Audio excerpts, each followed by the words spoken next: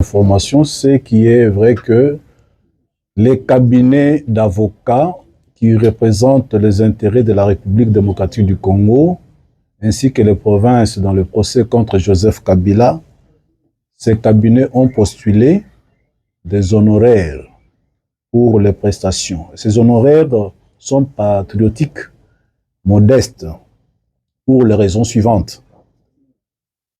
Il s'agit des honoraires exceptionnels parce que on a pris en compte la sensibilité du dossier, la dangerosité que représente M. Joseph Kabila Kabange, personne poursuivie.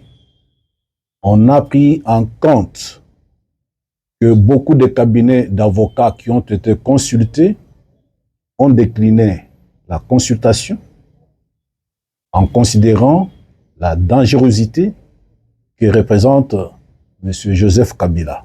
Pour votre information, juste après la première audience, nous avons fait acter la comparution pour compte de la République démocratique du Congo.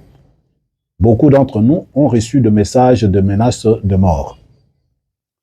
Il faut également tenir compte de ce que ici, nous sommes en train de nous battre, de travailler pour que la population congolaise, victime des actes de M. Joseph Kabila et de ses parents et ses alliés, que ces victimes-là soient indemnisées. Et nous sommes en train de poursuivre plusieurs milliards de dollars en termes de dommages et intérêts.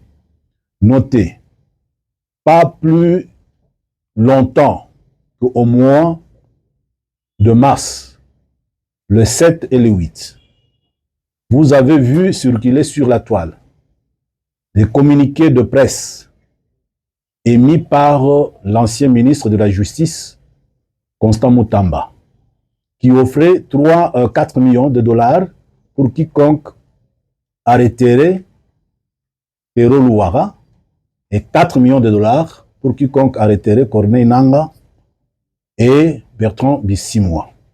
Et la sommation de ce que nous avons demandé n'arrive pas à 4 millions juste pour l'arrestation. Or, on peut arrêter quelqu'un, le juger pour ne pas le condamner. Mais ici, nous sommes en train de poursuivre la condamnation aux dommages et intérêts. Donc, cette base-là, tout ce qui passe par rapport à 4 millions, 8 millions, juste pour l'arrestation, et les avocats sont modestes parce qu'ils ont demandé moins, tout calcul confondu, moins de 3 millions de dollars.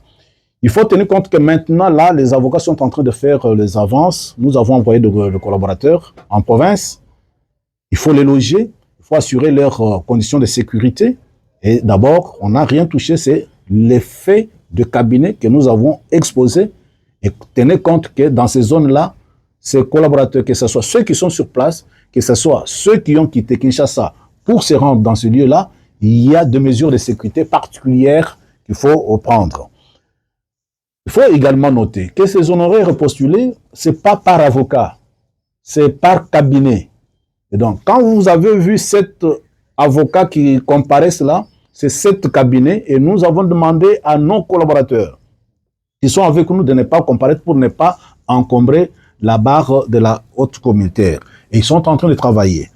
Notez bien que nous devons également consulter les dossiers de la République, documents officiels et privés, pour nous faire une idée sur l'ampleur et l'étendue des préjudices que Joseph Kabila et ses complices et co-auteurs ont causé à la République démocratique du Congo ainsi qu'aux provinces afin d'être utiles à la haute cour militaire.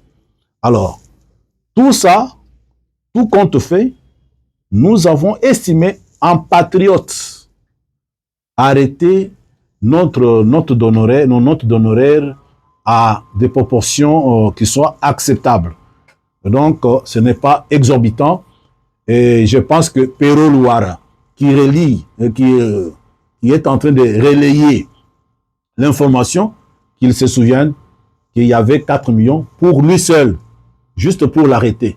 Mais ici, nous, on n'est pas en train d'arrêter, on est en train de concourir au jugement et à des condamnations à des dommages et intérêts de plusieurs milliards de dollars au profit non seulement de la République, mais également des victimes des actes perpétrés par Joseph Kabila et ses complices.